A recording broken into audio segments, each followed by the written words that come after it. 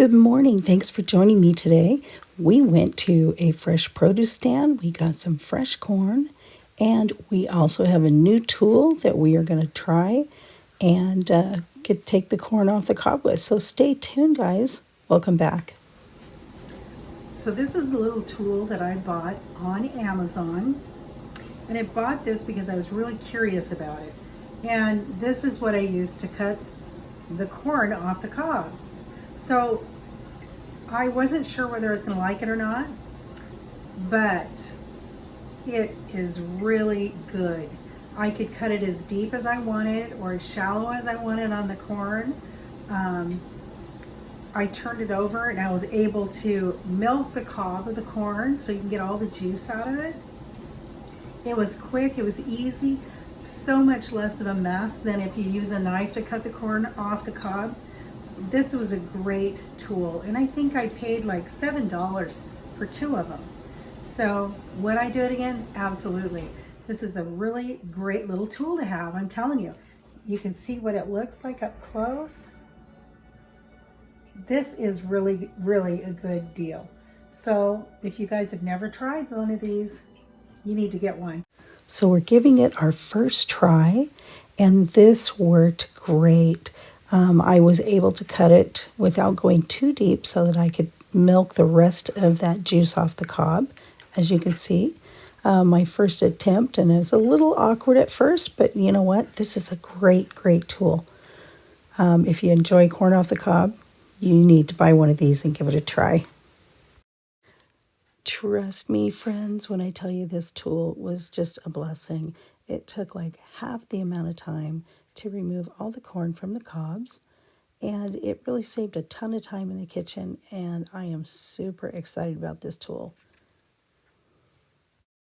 I was really careful not to cut too deep when I cut the corn kernels off, and then I'm just milking the rest of that juice and starch off the cob. That's a super important step. You don't want to forget to do that. So we started out with about 3 tablespoons of bacon grease. There's 7 ears of corn in here, and I cut the kernels off very lightly, and then I took the little corn tool that I bought, and then I turned it upside down and I milked each corn cob, and that gets all of the milk off the corn and the starch, so it goes right in here with your corn, and that's what's going to help thicken up your cream style corn. Now I'm making homemade cream style corn the old-fashioned way, so if you want really good homemade cream style corn, this is the way to do it. This is a southern style cream style corn, and this is the only way we ate corn besides corn on the cob when I was growing up. So now I'm going to turn that burner on, and I'm going to turn it on to about a medium high. I'm going to add some water, and it depends on how juicy your corn is, how much water you're going to add, but we're going to start off, I think, with, let's see, like I said, I have 7 ears of corn in here. I'm going to go ahead and I'm going to put 4 cups of water in there. So there's 4 cups of water, and we want to bring this corn to a low boil, and we're going to turn it down and let it simmer for about 10 minutes or so. And we'll take a look at it again, and I'm going to tell you what to do next. But this is the real way to make cream style corn. If you are looking to try something new, give this a try. If you've never had it before, I promise you, this is a great way to make corn, and it's different. If you've had it before, well, and if you've been watching my channel, you know that my dad's from North Carolina. And if you're from North Carolina, you need to know how to make homemade cream style corn, biscuits and gravy, all of that good stuff. Fried okra, all those kind of down-home things. And they're just really comfort foods to me and my family. And so, when it's summertime, guess what? As soon as the corn's on, I'm in here making some of this. And I do tend to make a little extra so that I can freeze some of it. It's really good reheated. So you can make a batch of it and you can let it cool and put some in either freezer bags or in a container, a freezer container, and freeze it. And then in the fall, winter, you know, spring, when you don't have fresh corn, bring it out, you know, heat it up and serve it with your meal. It is just delicious. There's nothing like good home cooking. Now, we're gonna let that come up to a simmer and we'll be back to check it out. So this is where we get our fresh produce. It's located in Linn County, Oregon, and they have wonderful fresh produce and vegetables. Today we got to see some raspberries, and we picked up a few of those just for snacking. They also have these wonderful cherries. They're super sweet. And we got some blackberries to make a blackberry pie. The next thing we saw was that beautiful corn, and that's what we're making the corn with today. We're going to add some salt and pepper. And there again, it's kind of to taste, and you don't want to over salt. And I always use sea salt. I'm also going to use some black pepper, and it's kind of coarse ground black pepper. And we're going to season the corn, and then we're going to just let it simmer here since it already came up to a boil. We like pepper. And then we're going to just let this simmer for about 10 minutes. Okay, and then as it simmers, the water should start to cook out of it a little bit, and it'll start thickening. And we're going to show you what the next steps are coming up.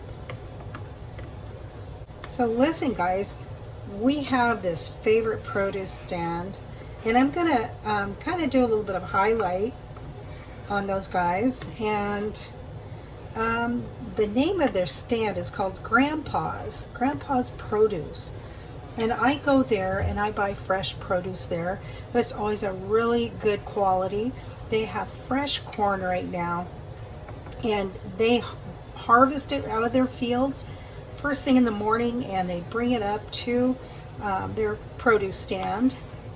And I don't know how many times a day that they fill that up, but people are just waiting. I was there right when they opened this morning at 9 o'clock, and there were, I guess probably about 15 people standing around waiting to get into the corn and the green beans and the fresh, they have all kinds of fresh squash, yellow crookneck squash, they have zucchini, there's several different kinds of squashes, and they have a lot of berries.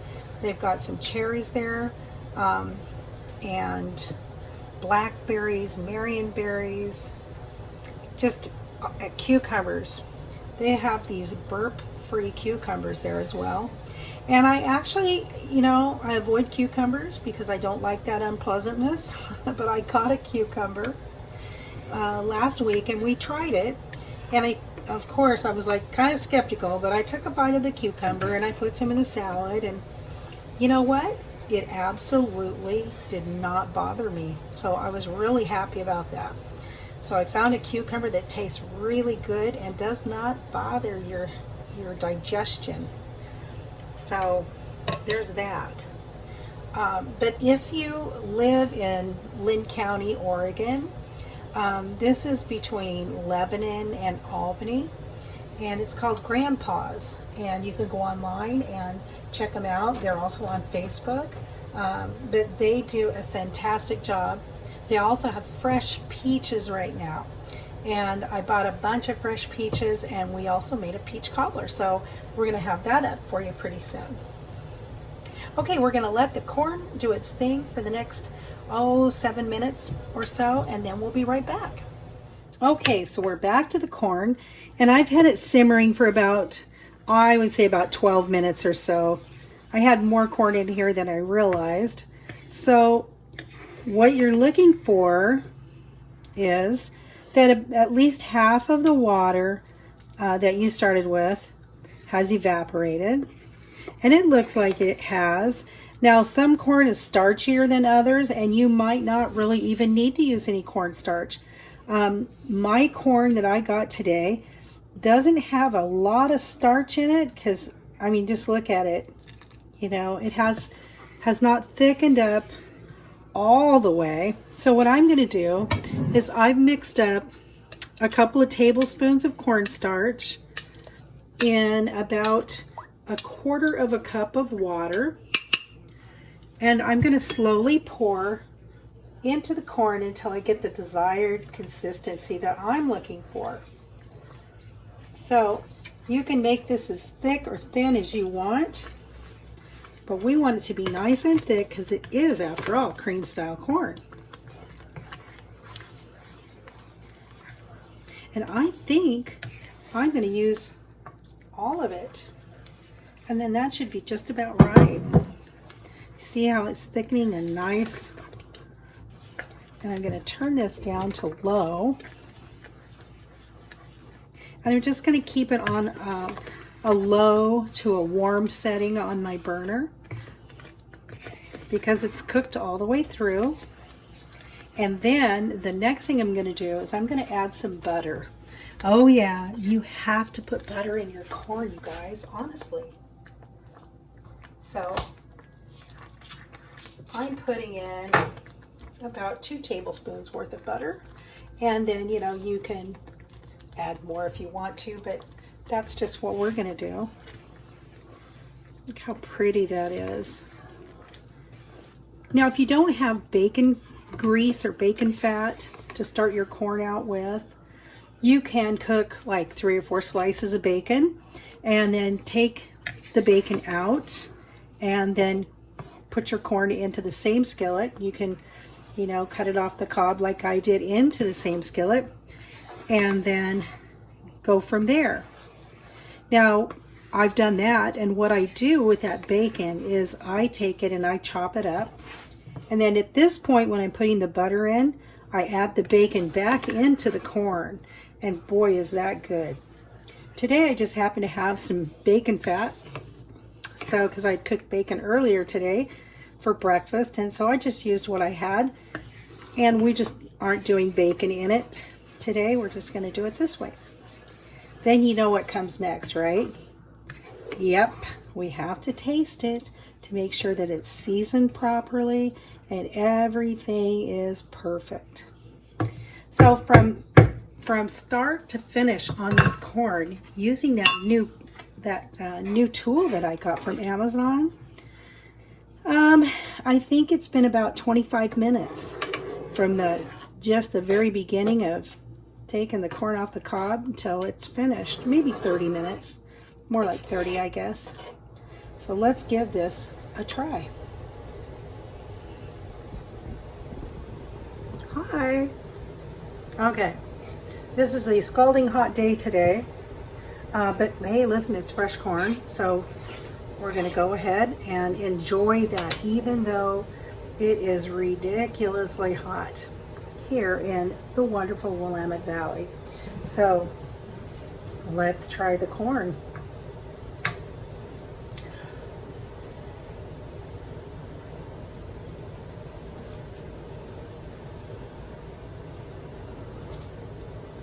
Oh man, that corn is so sweet and so delicious. Seasoning is perfect. Listen, I mean, if you enjoy just regular old corn on the cob, telling you that's really great right now too. But if you've never had homemade cream style corn, this does not taste like canned corn. Get that thought out of your mind. Homemade cream style corn is very, very tasty. It's one of those comfort foods, and if you've never had it, oh man, you have to try it. It's very, very good. Listen guys, if you enjoyed the video, appreciate a thumbs up. If you haven't subscribed yet, please consider subscribing. It doesn't cost you anything, and it sure helps my channel out a lot. If you have any comments, please make sure to go ahead and leave those. I appreciate any feedback I can get today. So thanks a lot, you guys, and we will catch up with you later on. Bye now.